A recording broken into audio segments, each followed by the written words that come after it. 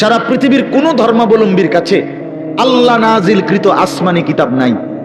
জানেন এটা?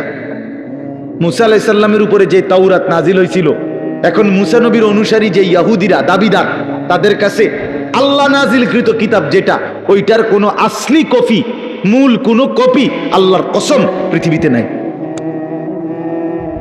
ঈসা আলাইহিস সালামের উপরে নাজিলকৃত যে ইনজিল, যেটা আল্লাহ নাজিল করছেন ঈসা নবীর উপরে, আজকের পৃথিবীর যে খ্রিস্টানরা, গোটা ইউরোপের, তারা দাবি করে তারা খ্রিস্ট, মানে যিশু খ্রিস্ট ঈসা আলাইহিস সালামের অনুসারী, কিন্তু তাদের কাছে আসমানি কিতাব যেটা আল্লাহ নাজিল করছেন এটা নাই। যেটা তারা মানুষের দেয় ইনজিল, কিতাবুল মুকাদ্দাস, বাইবেল, এটি তাদের বানায় না। হ্যাঁ, হেরাই স্বীকার করে, এটা আমার কথা না, বোঝেন নাই আমার কথাটা। ওরাই স্বীকার করে যে এটা আমাদের খ্রিস্টের 600 বছর পরে, 1000 বছর পরে তাদের কোন ধর্মগুরুর বানান। হিন্দু ধর্মের হেরা তো প্রথম থেকেই দাবি করে না যে তাদের কোনটা আসমানি কিতাব, বোঝেন নাই? বেদ, পুরাণ, গীতা, ভগবত, রামায়ণ, ইডি একটাও কি না আসমানি।